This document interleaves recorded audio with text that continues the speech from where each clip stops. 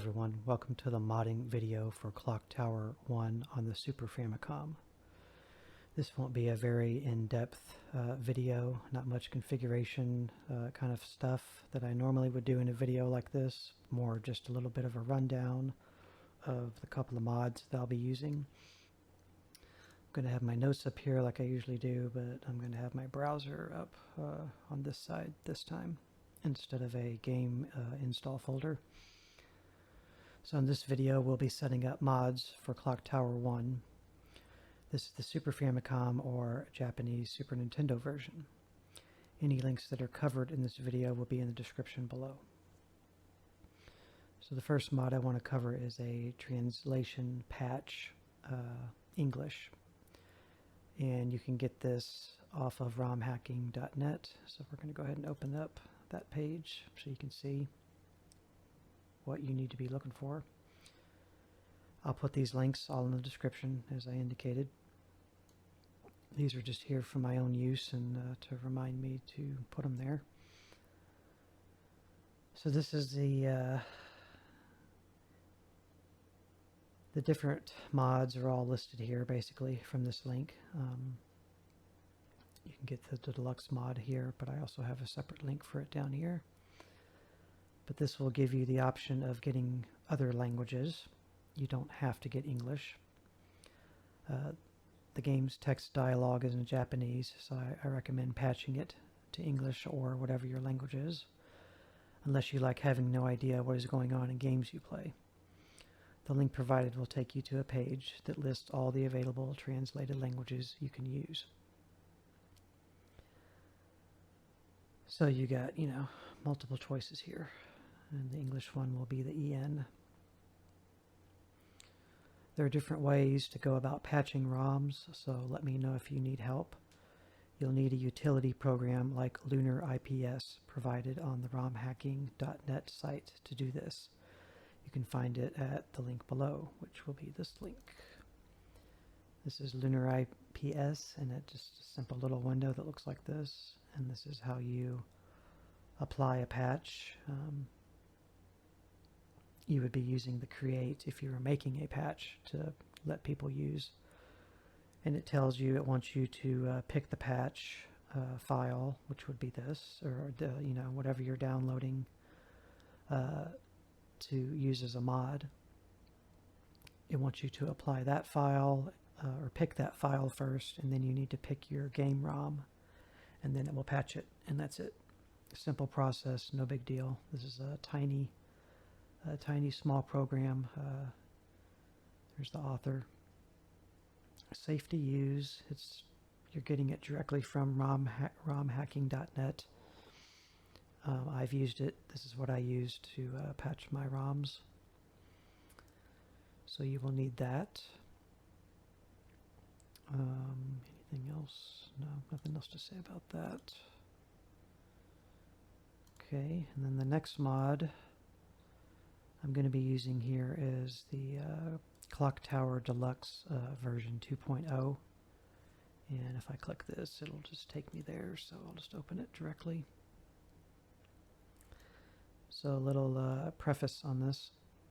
Keep in mind that I have only played this game through once before with the English patch. This Deluxe mod is new to me for this playthrough on YouTube.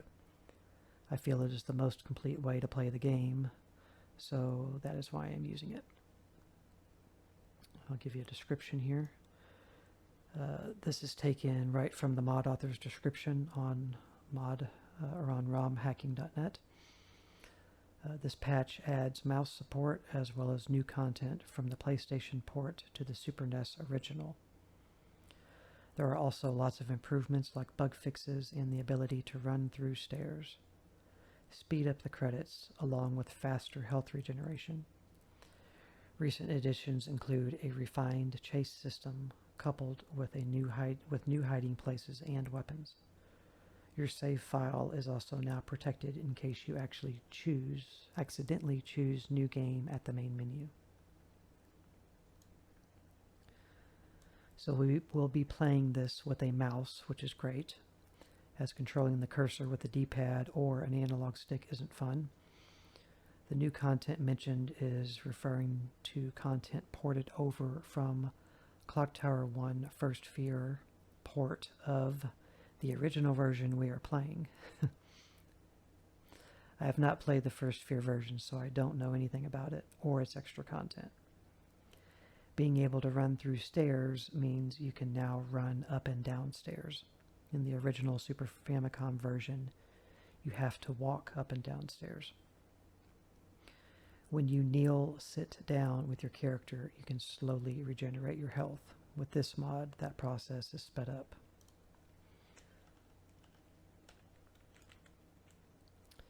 List of changes in Deluxe. Please consult the .zip of the Deluxe mod you download. Inside, you will find a .txt with general mod information.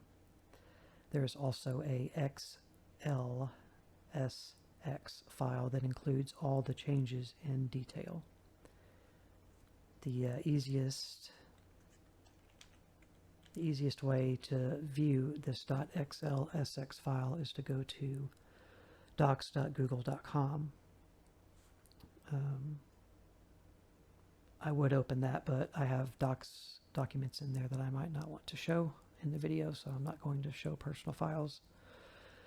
Just go there. It'll take you into a free area where you're basically using free areas, not the term, but an area where you can use a program for free built in to basically a website. It's a Google Docs program. Click on blank to open an empty new .xlsx file. Then go to File and then Open. Upload the Clock Tower Deluxe / list of changes.xlsx. Then you should be able to see it and open it as a file on your Google Docs page there.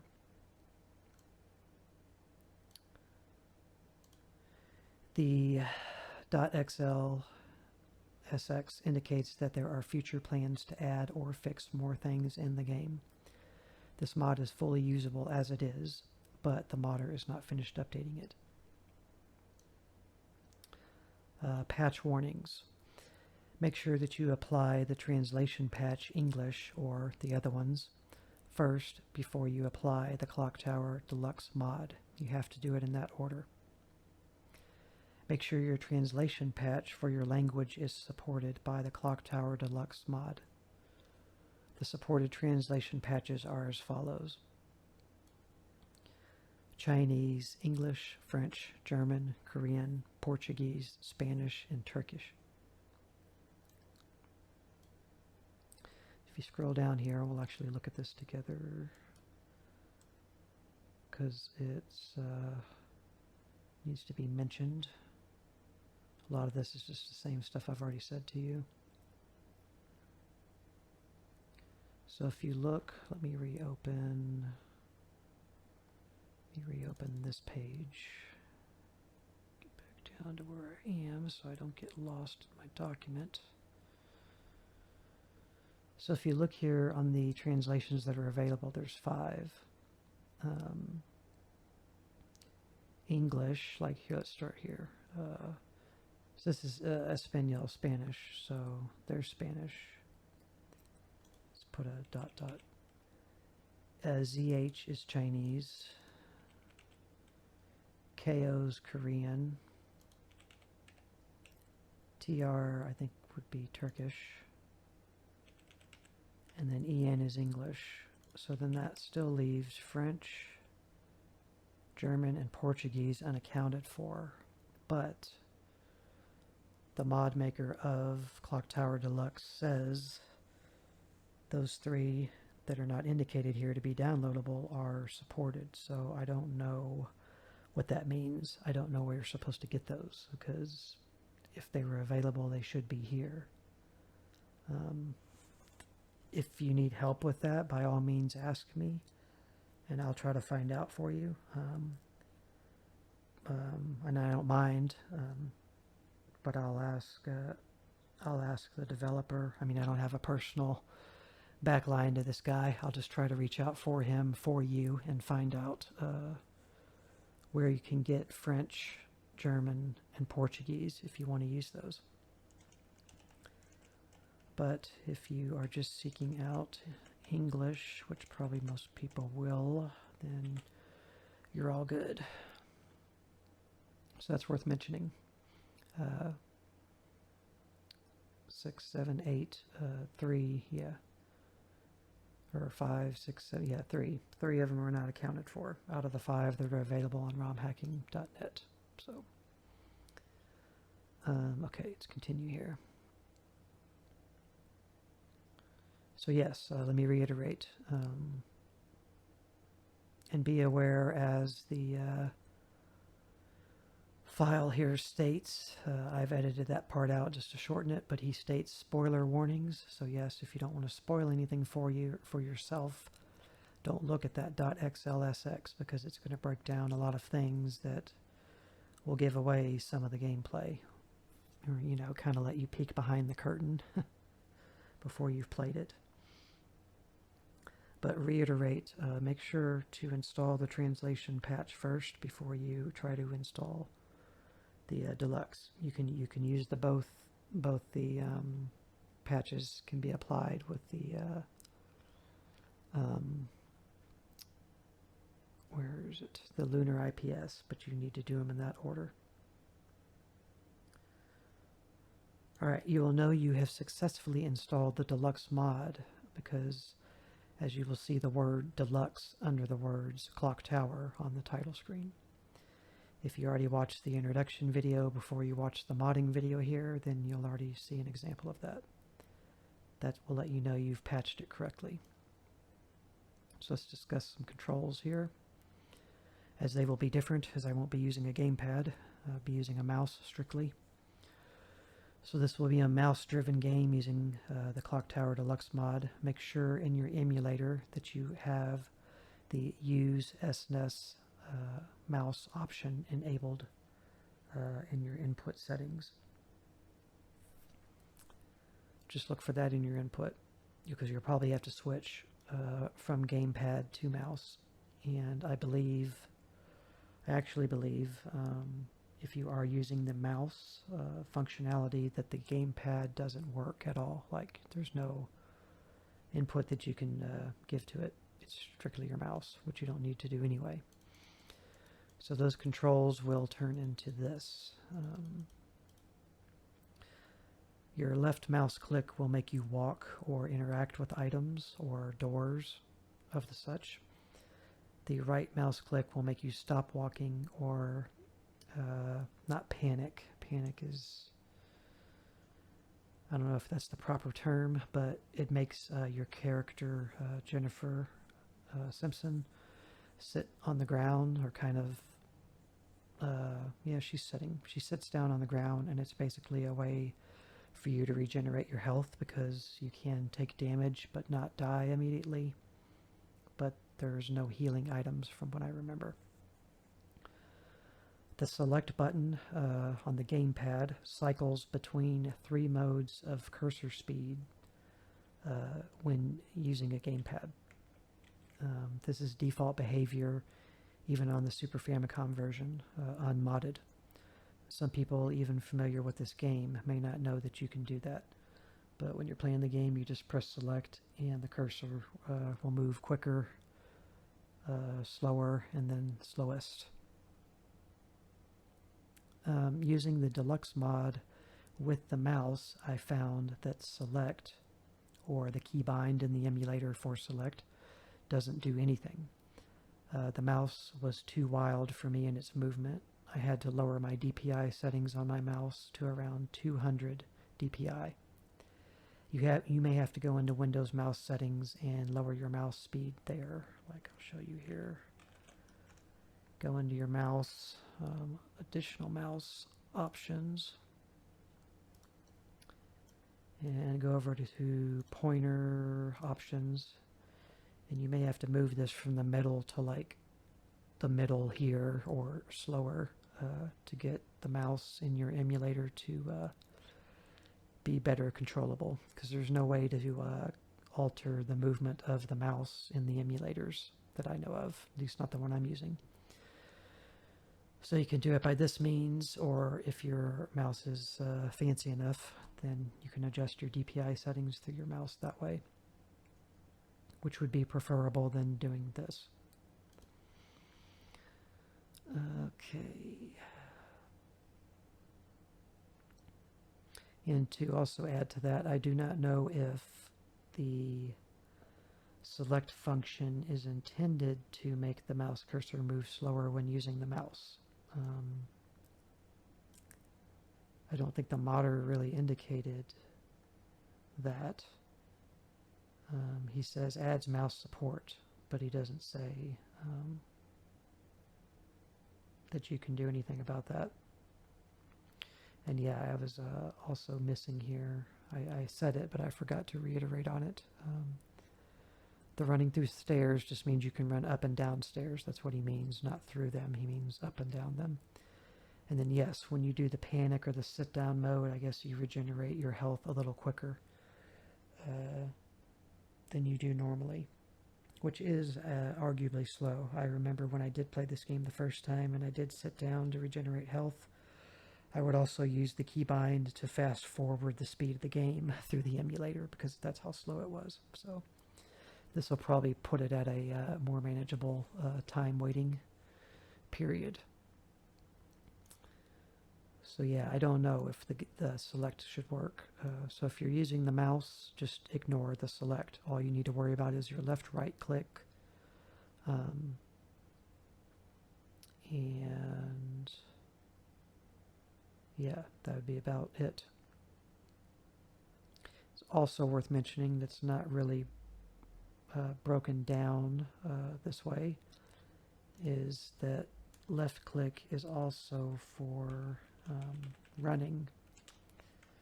You double left click, so if you double click over here on the right side of the screen, she'll start running over there, and if you left click again, she'll start slow walking. And if you were to right click when you're walking or running, she'll stop. So it'll stop walking and running, I believe.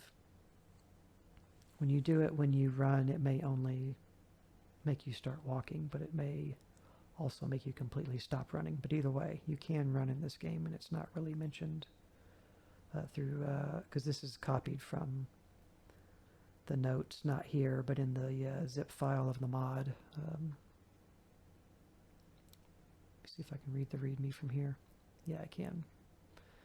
Here's where I copied the stuff about the translation. What else? Let me see here. Yeah, and something about accidentally clicking new game. If you already have a game in progress and you accidentally click new game instead of continue, then you'll just overwrite your game or possibly just cause yourself to have to wait through starting the new game introduction, and then you can go back to the menu and do it right. I guess this maybe makes new game just act like continue even if you accidentally click on it. Don't read so much of this, it's giving away some of it. Regen, can run up and down stairs, can also run to all hot spots, meaning places you can hide. So yeah, he doesn't mention here about running, but you can run, so don't forget that you can do that because it is totally necessary to be able to run in this game. I just myself forgot to notate it in my own notes here. Oops. Okay, so the last thing concerning controls, if you move the cursor, just move your mouse down to the bottom of the screen when you're playing. That's where your inventory will show and where you can manipulate things and use things through there. And if you right click there, like on an empty space in your inventory, it'll switch your cursor back from like a use to this the default arrow. So I'll go over all this whenever we're actually playing, but I want to cover it here as well. All right, and that should about cover it. Anything else I want to mention here while we're looking at it? Wherever and however you're getting your ROMs, you do have to be concerned about when you patch them with patches for certain games, certain mods require what they call a header or a no-header ROM. I'm not going to go into detail about the differences between that, but there are differences, and you should look that up if interested. There's ways to, if you have a headered ROM, to make it a no-headered ROM, and if you have a no-headered ROM, to make it a headered ROM. You'll need another program on romhacking.net. Let me see if I can find it for you. romhacking.net. I think it's called, yeah, TUSH is what you'll need to manipulate headers based on what you need against what you have. A tool for adding and removing copier headers from Super NES ROMs. The archive contains a Windows executable and the source, which can be compiled on Linux. So another simple file, just like the patcher is. And